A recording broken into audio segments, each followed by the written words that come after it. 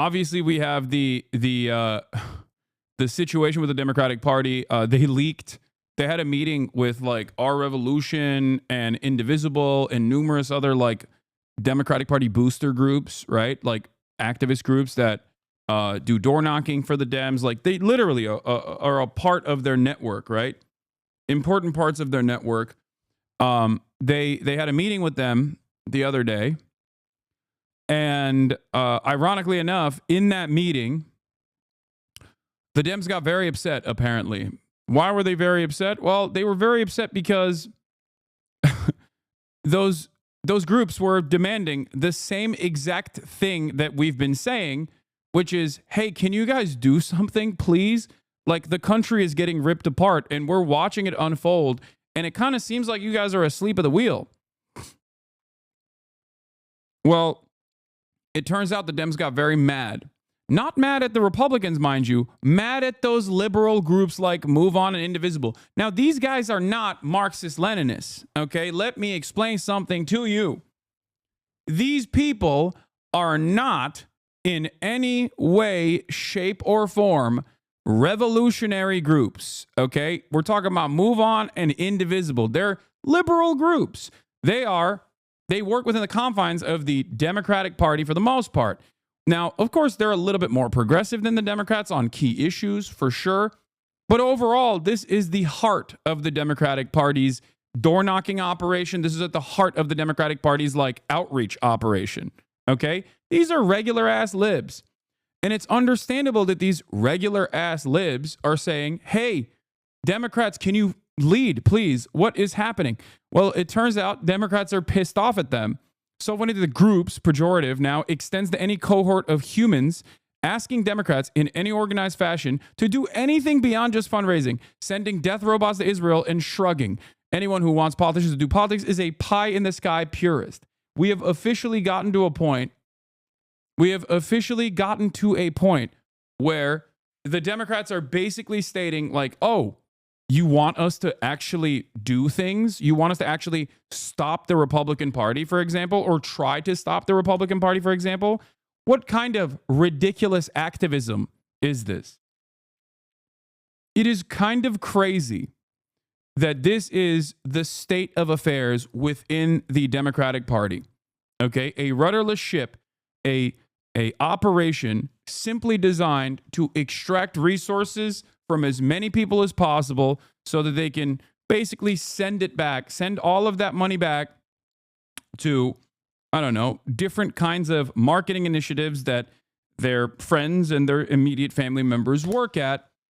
It's this massive grift. It's this money extraction operation. And there is no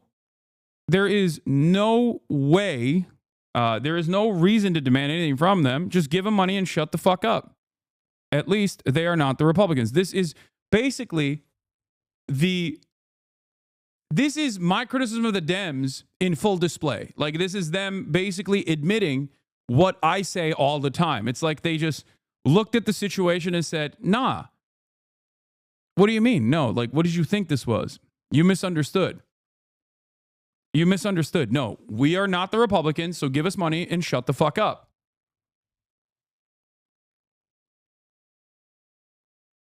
It's fantastic. It's wonderful. Here's a meme about it. Party. We love those quippy one-liners that make some people feel good about themselves and make us go viral while stunting any real progress from those pesky naysayers we don't like.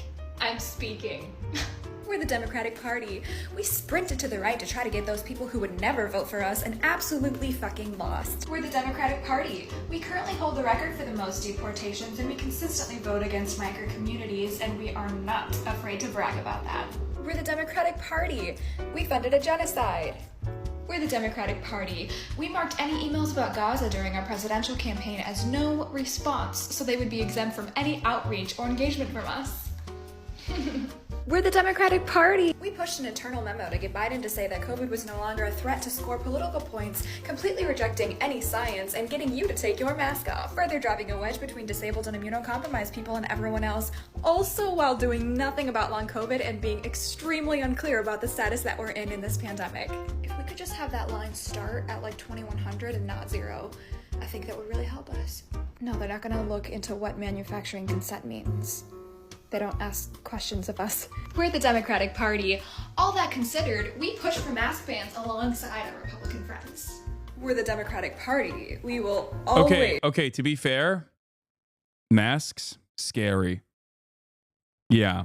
If you wear a mask, especially if you're at a protest, okay, then it's much harder for the surveillance apparatus to log your identification.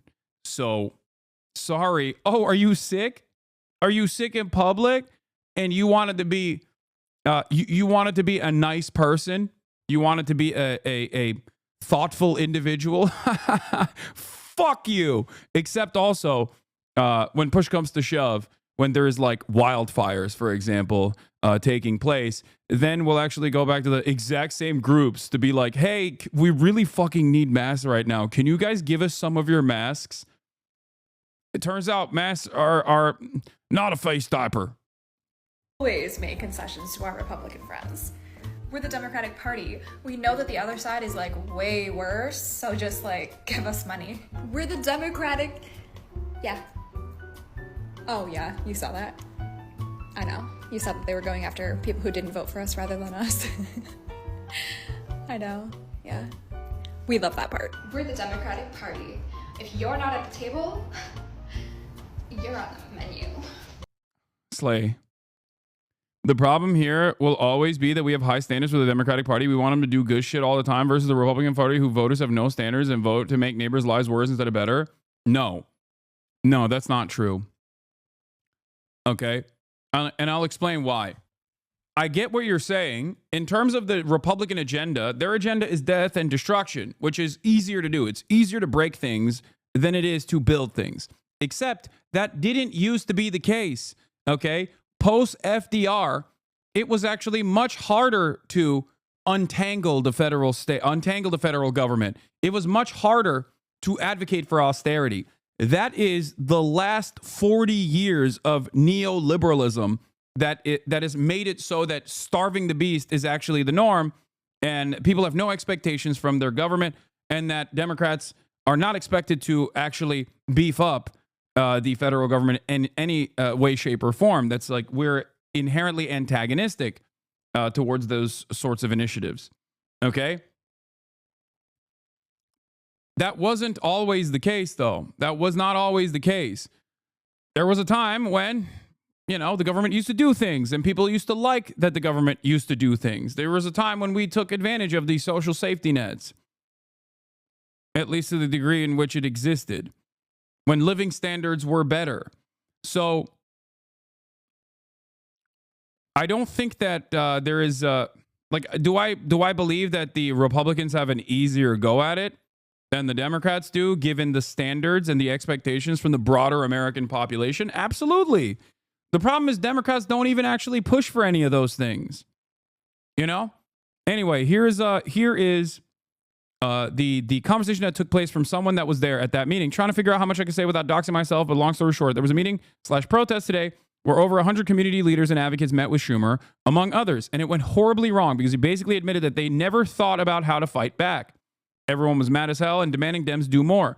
At one point, he basically laughs at my mom and smugly tells her that if she wants the community to be helped, then she needs to run for a position and help her community.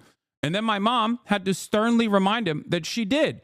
And she ran for her position and she won, which is why she's there with the rest of the advocates and leaders, because they're doing their jobs and the top Democrats aren't doing theirs. Super awkward. Remember, the entire dynamic of this meeting that took place yesterday was specifically for community organizers, activists, people that actually work within the Democratic Party, but like are directly door knockers and like the voice of the Democratic Party, the outreach operation of the Democratic Party, were going back to their elected representatives and going, guys, things are fucking going crazy. Okay. Things are blowing up.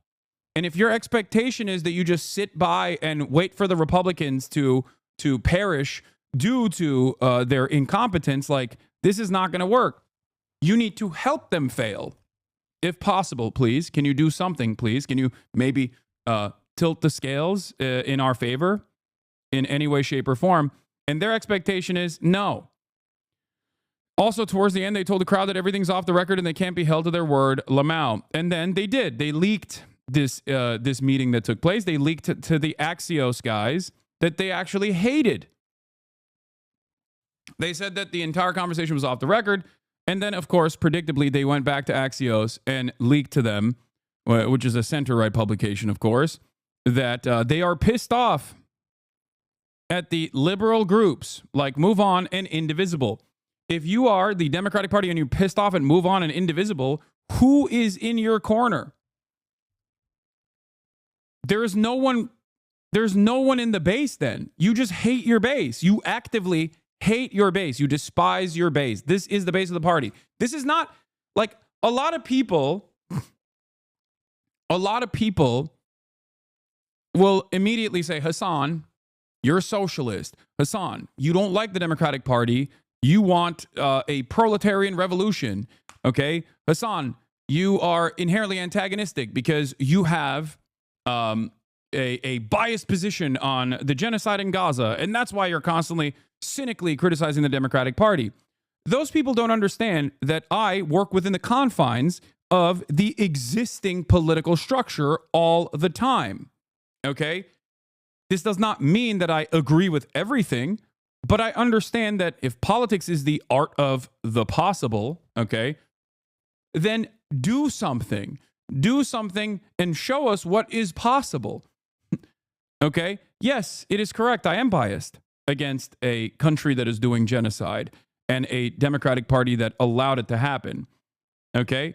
Having said that, however, I have maintained this position throughout the entire election cycle. If you were in here watching me cover the Democratic Party's incompetence, okay, socialists benefiting immensely from capitalism. Got it?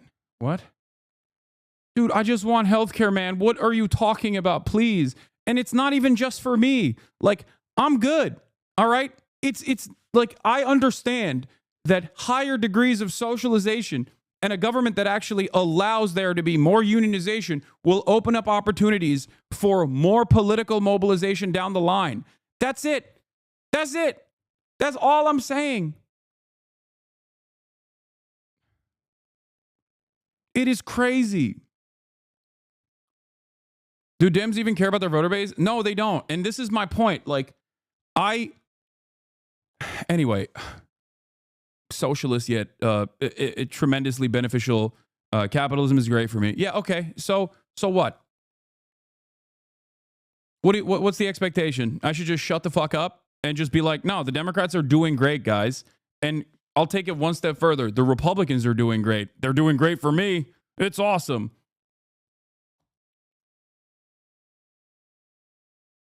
Anyway, it's ridiculous that in this time and space, like, I can't even have any sort of criticism of the Democratic Party from the perspective of someone who wants the Democratic Party to do better. You know? It's ridiculous. Anyway, I've done this throughout the entire election cycle as well. My criticisms, no matter how much people tried to claim that they were like biased in favor of Gaza and cynically aggressive towards the Democrats for allowing death and destruction in Gaza, wasn't just about Gaza. I used Gaza as a way to describe the inconsistencies and the lack of interest from the Dems in actually paying attention to what was going on and the very reasonable demands that its base of support was demanding. Okay? Gaza is a microcosm of that issue at the heart of the Democratic Party right now. There are so many other issues that I also talked about throughout the entire election cycle that the Dems were not responsive to. Okay?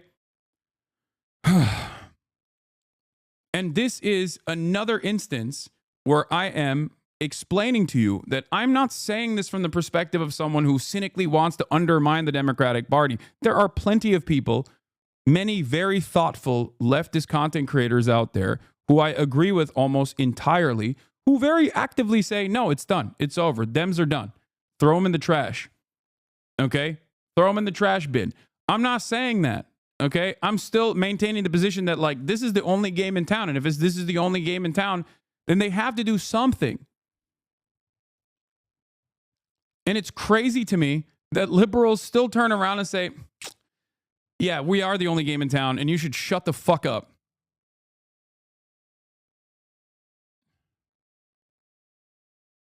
You know?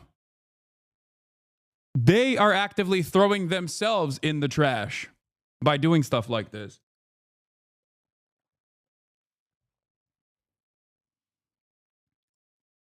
Anyway, let's take a look at this closed door meeting, though. Closed door meeting for House Democrats this week included a gripe fest directed at liberal grassroots organizations. Sources tell Axios. Members of the Steering and Policy Committee with House Minority Leader Hakeem Jeffries in the room on Monday complained activist groups like Move On and Indivisible have facilitated thousands of phone calls to members' offices. People are pissed, the senior House Democrat who was at the meeting said, of lawmakers' reactions to the calls. The Democrat said Jeffries himself is very frustrated at the groups who are trying to stir up a more confrontational opposition to Trump. What is your job, Hakeem Jeffries? You are the House leader for the Dems. You are Nancy Pelosi's very own guy. What do you mean you're very frustrated? He's like, oh man, I can't believe I had to take this meeting with these losers and take time out of my busy schedule sucking Silicon Valley executive penis. Because remember, Hakeem Jeffries went to Silicon Valley and talked to the tech execs who are still on board with the Dems, the big boosters and the big donors, and said, hey, don't worry, we'll give you unlimited access when we're in power, just as the Republicans have seemingly given unlimited access to some of the right-wing tech CEOs. We'll do that for you. Okay? A Jeffries spokesperson disputed that characterization and noted to Axios that their office regularly engages with dozens of stakeholder groups, including Move On and Indivisible, including as recently as Monday. Zoom in. There were a lot of people who were like, we got to stop groups from doing this. People are concerned that they're saying we're not doing enough, but we're not in the majority, said one member.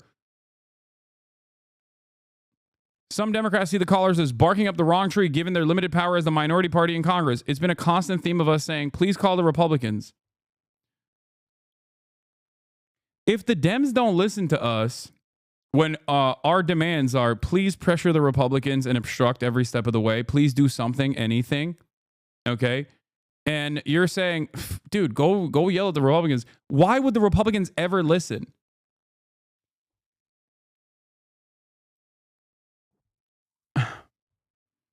I reject and resent the implication that congressional members are simply standing by passively, said Representative Richie Torres. Yeah, he's not. He's not standing by passively. He's actually actively helping the right-wing agenda, as long as it's as long as it's helpful to Israeli causes. The other side, people are angry, scared, and they want to see more from their lawmakers right now than floor speeches about Elon Musk. Indivisible co-founder Leah Greenberg told Axios. Indivisible is urging people who are scared to call their members of Congress, whether they have a Democrat or Republican, and make specific procedural asks. Our supporters are asking Democrats to demand specific red lines are met before they offer their vote to House Republicans on the budget when Republicans inevitably fail to pass a bill on their own. What's crazy about this, okay, what's crazy about the situation is that Chuck Schumer has said that they would pass the budget. Chuck Schumer has said that they would pass the budget. Like the one fight that the Democrats have, the one tool that they have in their tool belt in terms of like stopping process, Chuck Schumer is like, yeah, we're not going to do that. We're the minority party. Who gives a shit? It's amazing. It is truly amazing that there's no fight left in the Dems at all when this is the moment where they're supposed to fight. Even if it was just about Gaza, so what? A genocide being your deal breaker is the only right thing. It's one good example of a single issue voting. Why not double down on that? The reason why is because it is a larger problem, even domestically. Okay? And there are plenty of people, especially people that I talk to, that truly do not care, okay? They are Western chauvinists. They are American exceptionalists, even if they consider themselves to be progressives. And in order to explain to them this issue, in order to explain to them the problems at the heart of the Democratic Party, I have to not only talk about Gaza, but also talk beyond that as well, because the reality of the matter is these are genuine issues that extend even outside of Gaza. It's understandable that that is a big enough deal for many people, okay, myself included. It's genocide. It's the one red line that most moral people should have, okay? But as my job as a political commentator, my job is to speak to liberals, conservatives, people that are outside of my immediate ideological allegiances. Okay?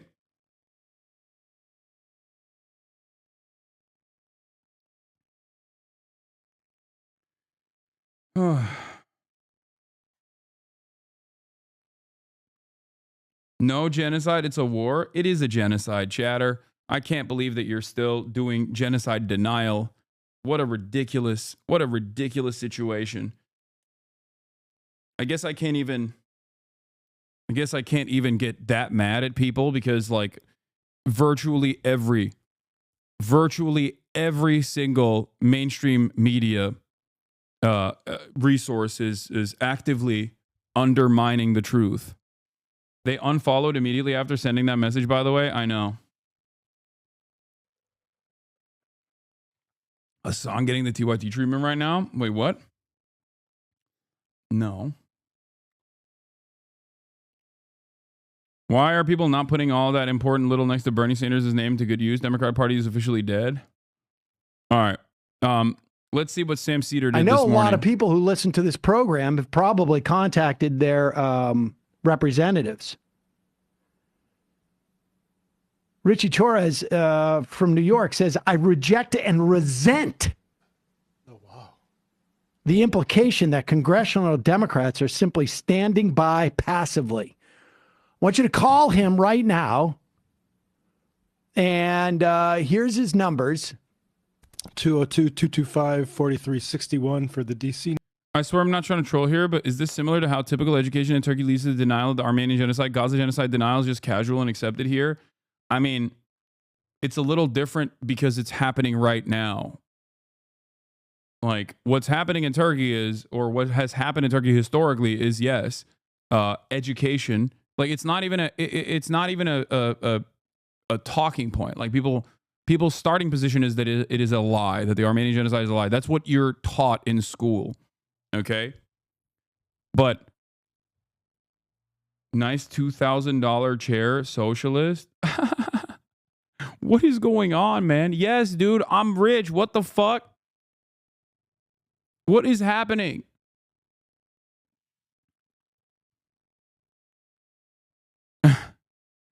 Yeah, dude.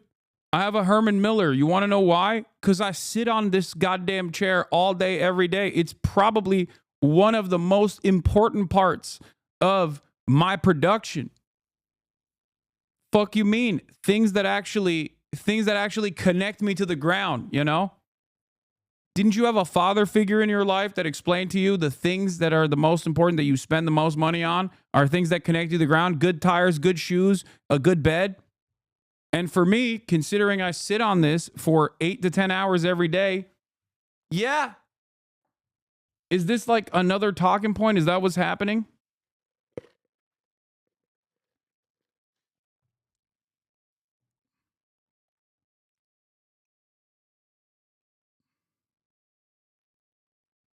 I have it too. It's nice. Yeah, it's nice as hell. Wait, so why are you complaining? Yeah, I got a nice bed too, man. What's going on?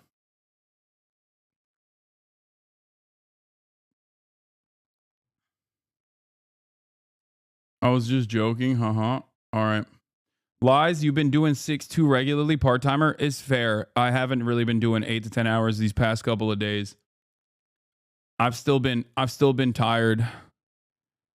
The post-Japan The post-Japan fatigue.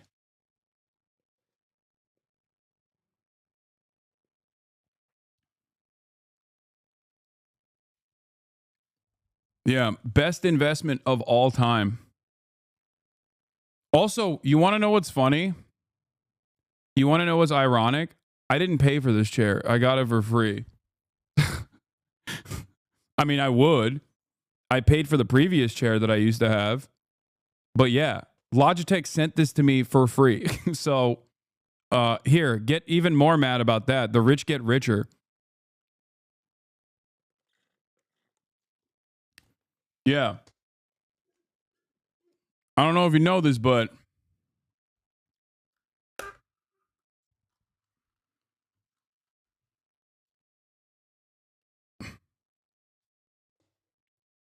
if you're going to get mad about something, get mad at the right things.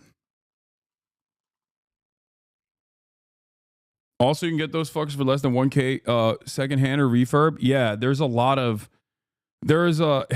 in the era of remote work, a lot of these businesses basically sold off their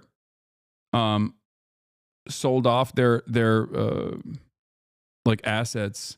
So you could cop like a crazy Herman Miller. I don't have a sponsorship with them. They've actually actively told me that they don't want to work with me. It was one of the few companies that I told my manager that I would work with. One, because they make everything in America, as far as I understand, even though their CEO is apparently very anti-labor union, from what I understand. I did ask my management way back in the day to work with them. They literally were like, no, this is not a good brand fit. It is one of the few brands that have refused to work with me back in the day. And it was, I think, directly because of my politics. Having said that, however, yeah, it's great. And you can also get like, if you can find one in a second hand for cheap, it's worth for sure.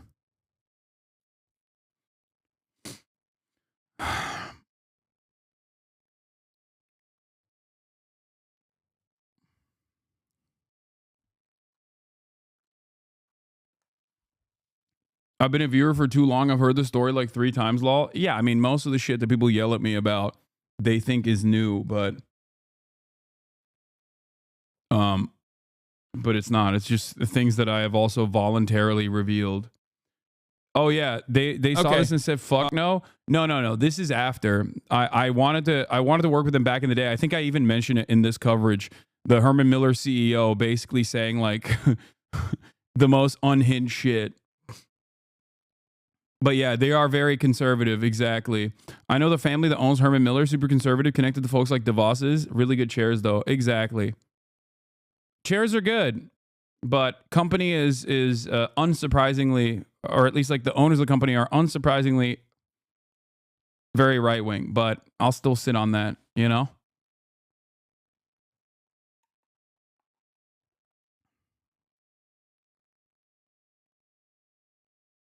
Second hand, you more like second ass. I would only buy new. You're crazy.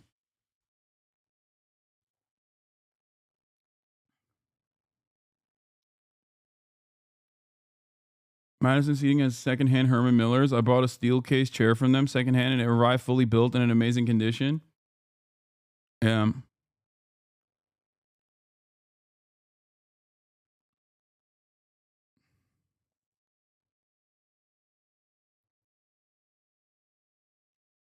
All right, let's keep going. Kind of gay to sit on another man's chair. Yeah. It's good. It's good though, because another man's ass has softened it up for you. You know what I mean?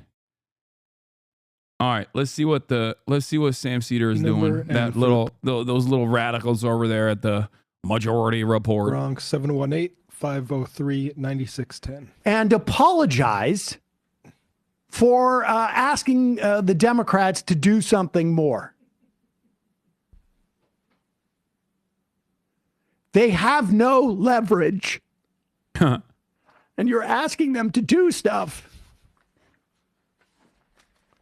Elections have consequences, and Richie Torres was hoping that consequence was a vacation or something. He's doing the best he can. He resents it. I resent you people. He resents the voters. Now Pretty on you the go nose. and call and apologize. Yeah. You go and call and apologize. I got my mom in a Majority Report after she stopped watching TYT recently.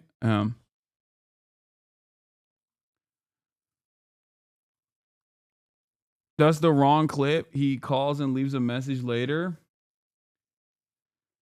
Yeah. Anyway. All right. So that's the situation. Dems are mad as hell. Mad at their base for demanding that they do things. How dare you demand that I do things? I don't want to do things. That's crazy. The expectation from me is that I do things. No thanks. Give me money now.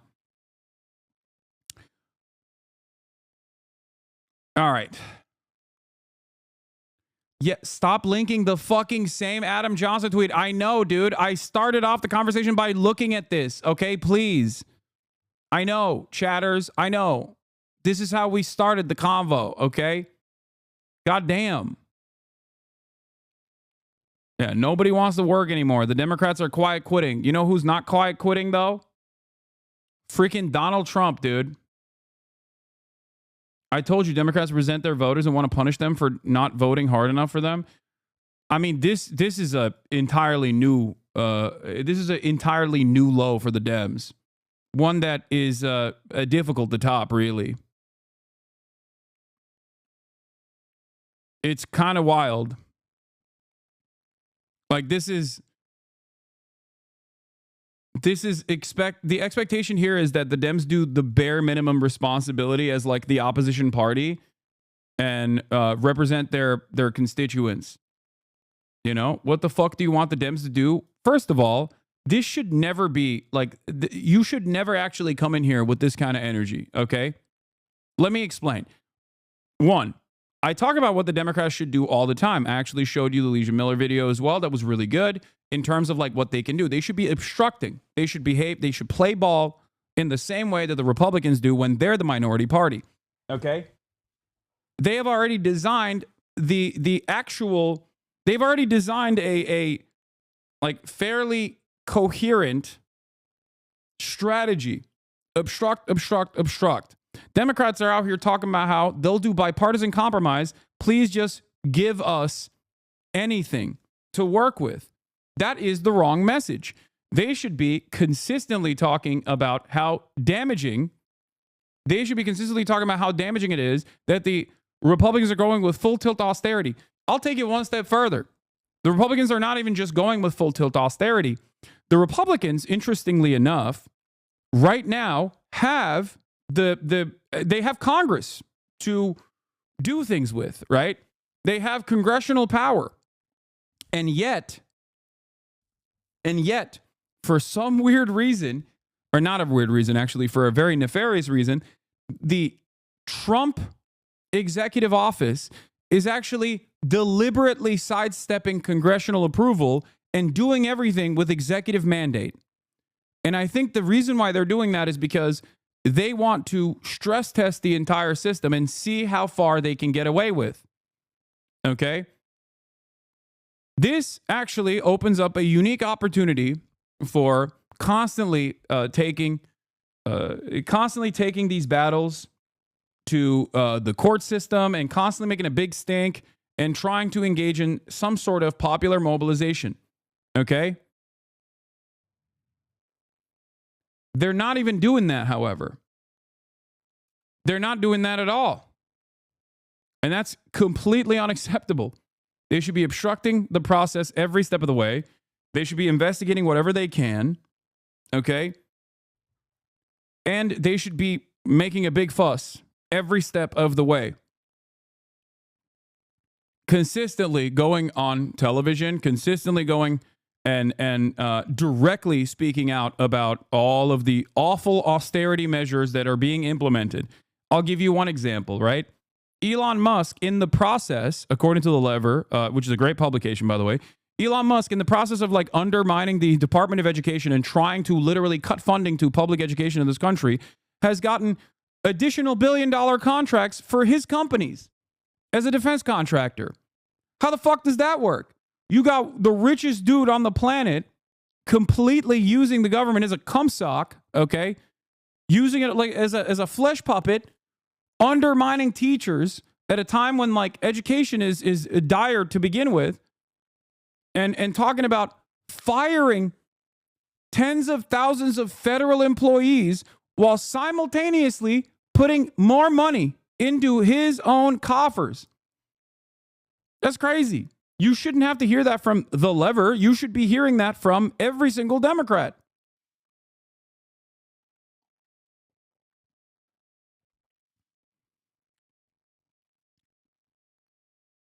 It is crazy.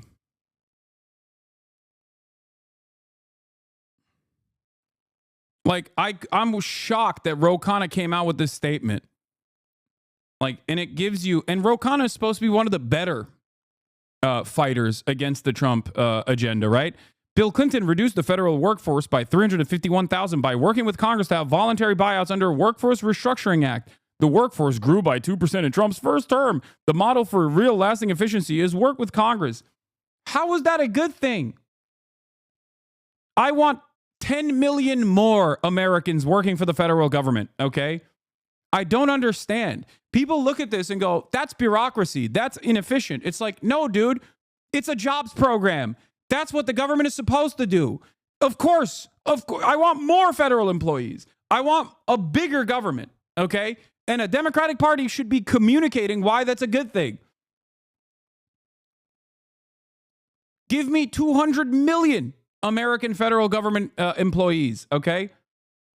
Especially when a lot of the austerity and a lot of the cuts that they're signaling with these executive orders and with Doge in particular, they don't even make a dent in the overall budget, in our overall spending, because a lot of the spending goes to obviously the military, and a big chunks of the spending actually go to very helpful programs that are very popular. Social Security, Medicare, Medicaid, they haven't gotten to that part yet, okay? When that part comes, when that battle comes, if the Democrats have nothing to say about that, I don't know what I will do, okay? I don't know what the American public will do. But having said that, these cuts that they're talking about, these cuts that they want to engage in, like I'll use the example of the NIH, okay? The NIH cuts in terms of cutting overhead spending from the National Institute of Health will undermine medical research in this country. This is a devastating thing to do, okay? But the overhead cuts that come with the National Institute of Health grants that are being cut will end up downsizing colleges, okay?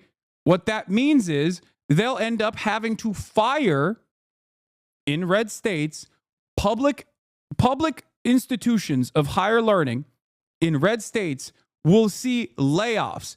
That means you are going to be firing Republicans as well. People do not have the foresight to comprehend how this entire system ties together, okay? It is ridiculous when you talk about layoffs at the federal level, when you talk about restructuring the federal government, you're talking about tens of thousands of people losing their jobs, okay? When you talk about cutting the NIH funding, you're talking about, again, tens of thousands of people losing their jobs. Republicans, independents, Democrats alike, Americans that are getting laid off.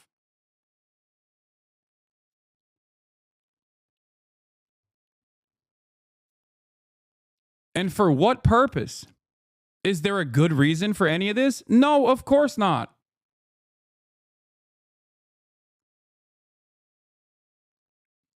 But it's ridiculous that Ro Khanna is talking about cutting the federal workforce as a positive. Like talking about Bill Clinton cutting the federal workforce as a good thing. That wasn't a good thing at all. That was a bad thing. What's next? Is he going to talk about how Bill Clinton restructured welfare as a positive? That's ridiculous.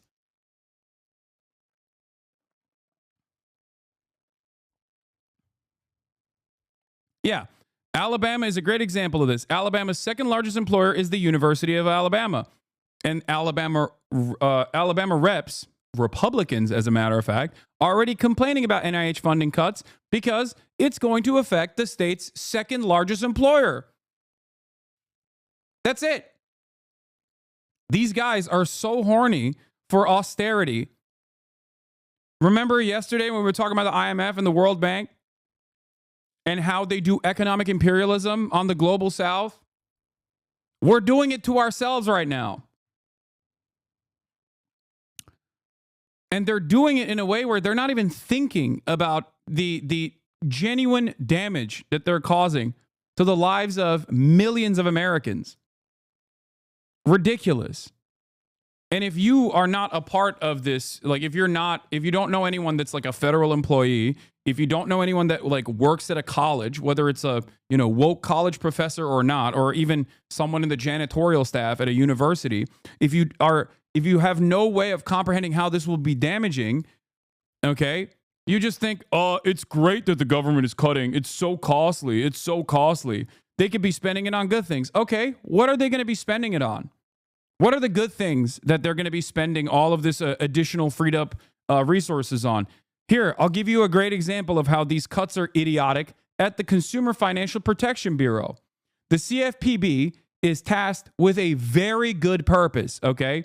The CFPB has a $1 billion budget. They haven't even used the entirety of their budget. They've only used like a quarter of $1 billion so far. I think they still have $700 million in the tank. Okay.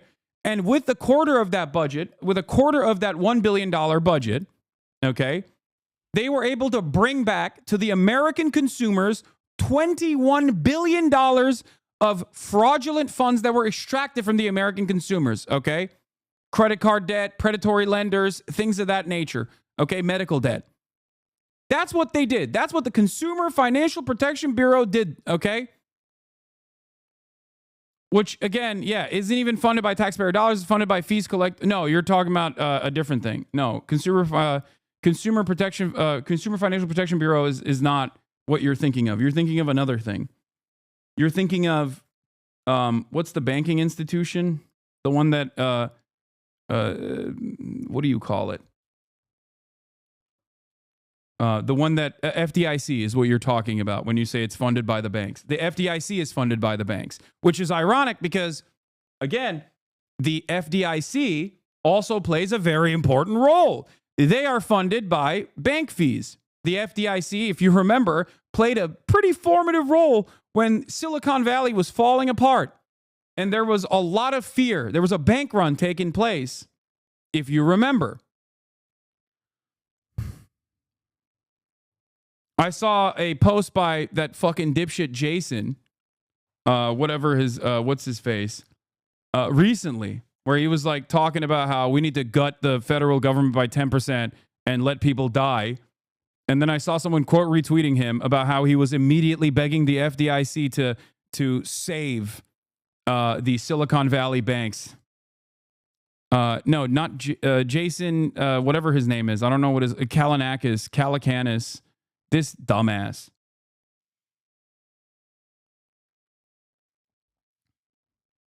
Oh, here.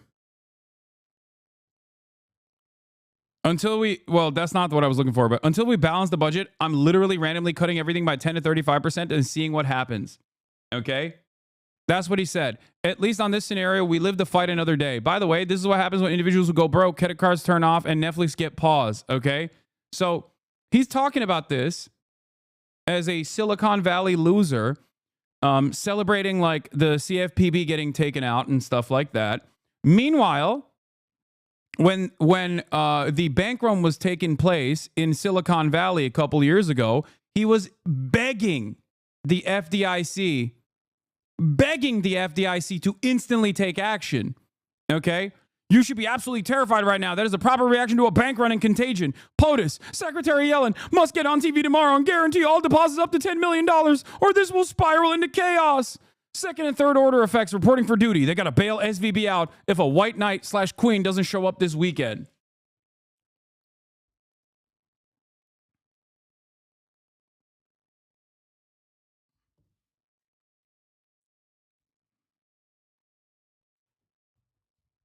Yeah. Yeah, you remember Big Daddy federal government when you're facing down the barrel of a bank run, okay? That's when you remember Big Daddy federal government. It is ridiculous. These guys are such douchebags and so immoral, so incompetent, so stupid. No morality, no consistency in their arguments whatsoever. Okay? Just understand this. I hope everyone here is at least like to a certain degree aware of the things that I'm talking about, okay? I can dive a little bit further into this to explain to you, like, it's a little complicated. I understand. Do you know what the FDIC is, for example, chatters? The FDIC is the Federal Deposit Insurance Corporation. Okay? It is a big fund that the federal government has put together. Here you go. So that they have deposit insurance for depositors in American commercial banks and saving banks.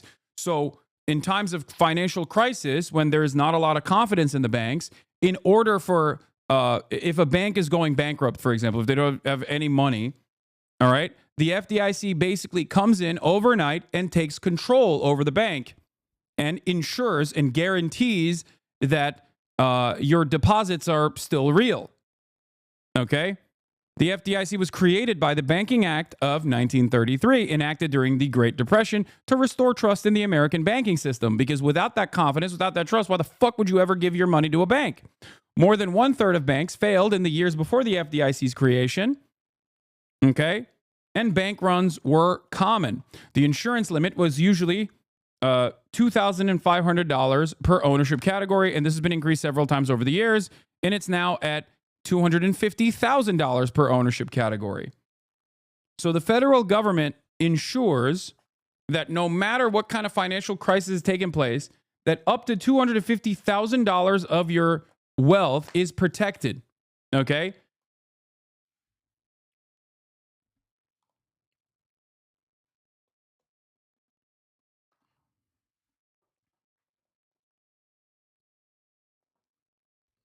Now, this is one of the many different ways in which the American government, the federal government, is protecting consumers in an invisible way that you don't even think about.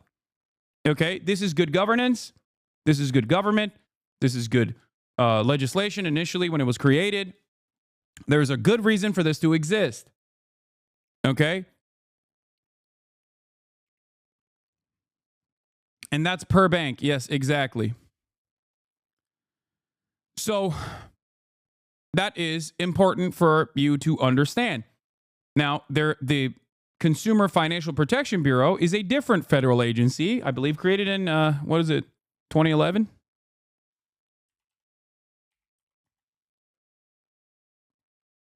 The Consumer Financial Protection Bureau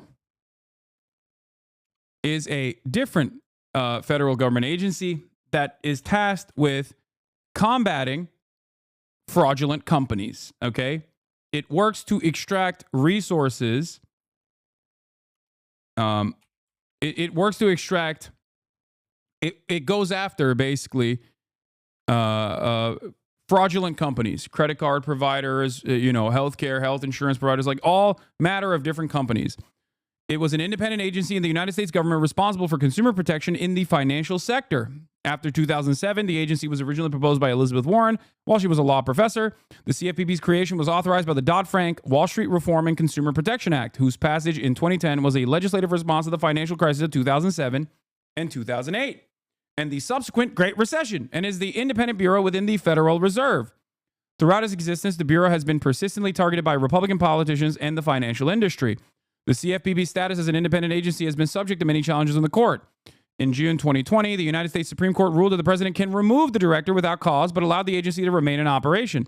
In 2024, the Supreme Court affirmed the constitutionality of the CFPB funding mechanism prescribed by Congress.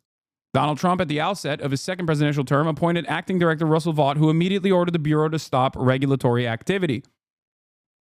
Now, remember, who is this for is a question that you must ask yourself.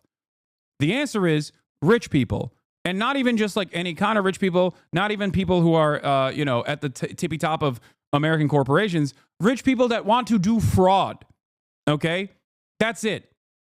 It's not just like any kind of rich person. It's the type of rich person that wants to do fraud. Cryptocurrency rich people. Crypto people want this more than anybody else. Okay? Predatory lenders want this more than anybody else. It's like someone said Adam Conover has an episode on a show on the G Word. Exactly. It's like Donald Trump and his cronies watched the G Word and was like, we need to destroy all of these good federal government, all of these good government agencies and initiatives. Okay? The CFPB opened its website early February 2011 to accept suggestions from consumers via YouTube, Twitter, its own website interface. They have extracted, with a $1 billion budget that they've only used 25% of, they've extracted $21 billion back and distributed back to the consumers. Now, there's still $700 million in the tank for the CFPB, even though it's no longer in operation as of, the Trump administration, right? Elon Musk has suggested that they take the $700 million in the tank for the CFPB and give it back to the American consumers. That's a whopping $2 that you get to take back. Meanwhile, they spent the $1 billion budget. The $1 billion budget was able to bring back $21 billion to the American consumer. So you tell me, what's better? $2 back or the $21 billion that it was able to claw back? Ridiculous. On February 1st, 2025, Chopra was fired by President Trump, making Deputy Director Zixta Martinez the acting director of the agency. 2 days later, Treasury Secretary and former hedge fund manager Scott Bessent was named the agency's director and immediately ordered the agency to halt all work. Who's this for, you might ask? This is some boring shit for the most part. The average American doesn't think about this stuff. Because good government, when it's working, is boring. It's working in ways that you never really comprehend, never really think about. Like the FDA, When you go to the market, to the grocery store, okay, and purchase a steak or purchase poultry, chicken, right? And you don't have to fear that you will consume a shitload of bacteria that will possibly kill you. That is because of the FDA, okay? It's working in a way where society can function.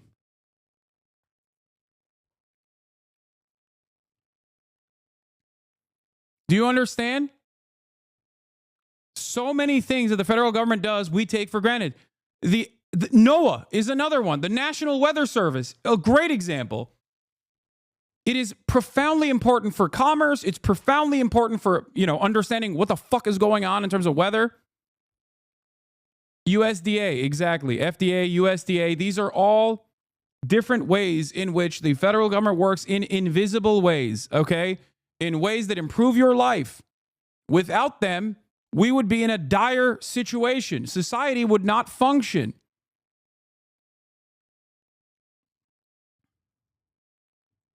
It is crazy that these parasitic monsters want to pick apart the last remaining aspects of the federal government and are trying to basically destroy all of the remaining good parts of the federal government.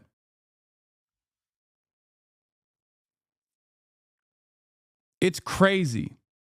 There's a weird wrinkle about the shutdown of the CFPB. Banks are slowly realizing that they need an enforcer to tell them what the rules are and update those rules if necessary. The libertarian argument we can have a world without rules was always stupid, but in practice, until now, conservatives meant with a wink and a nod that you'd have regulators that were industry friendly, not that you'd have no regulators. And these regulators, at the very least, sorted out disagreements among the banks and financial firms. But now Trump has done what generations of libertarians asked for, but really didn't want, which was to have a world without a regulator. That means a bunch of consumer protection and banking laws still exist, but have no enforcement regime. So do the banks follow those laws or not?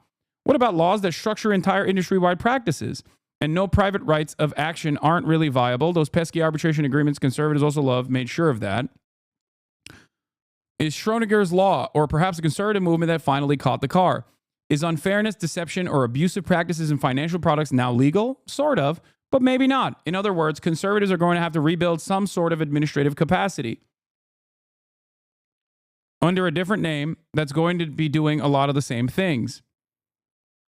David Dan wrote an article on the CFPB. He said, it turns out that bankers and financiers hate not having an agency enforcing consumer protection laws. It tips the balance towards big banks and could break mortgage and other markets that rely on continuous supervision. Community banks and credit unions are still being regulated and big banks aren't. Rules that make mortgage markets run are in limbo. The industry doesn't want to break the means by which it makes money.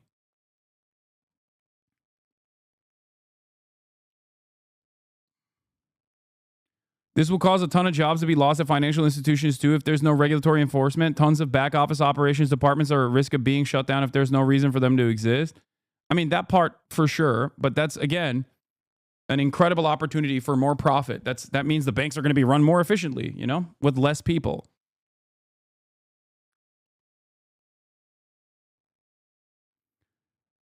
It's so funny that every single piece of regulation, every single rule was written with the ink of blood, okay? And it's ironic that these guys that man the ship and pick apart these regulatory agencies will inevitably cause genuine collapse. And within that genuine collapse, someone will still go back and rewrite the exact same fucking rules because they exist for a good reason.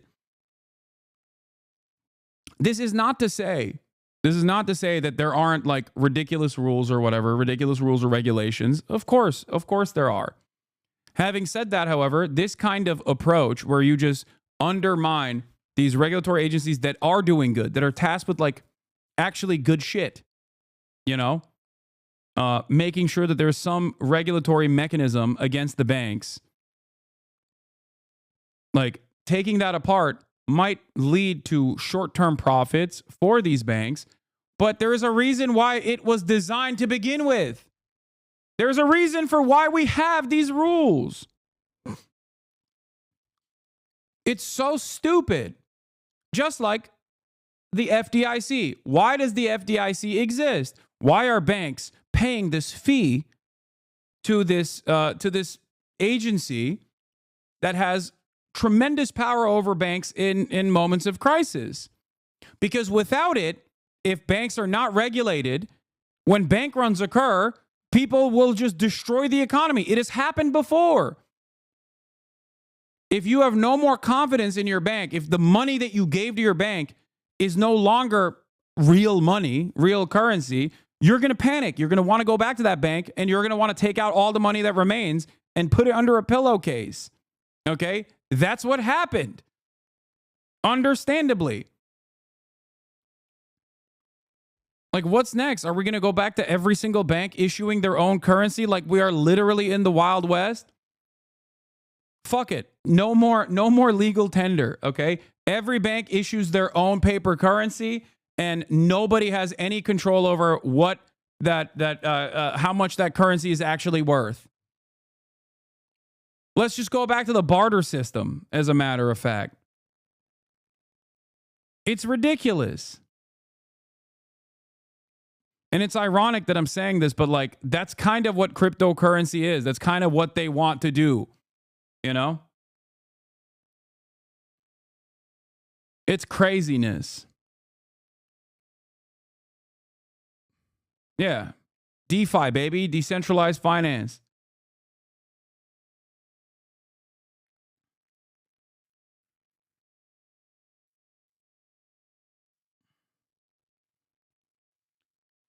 Oh. Anyway,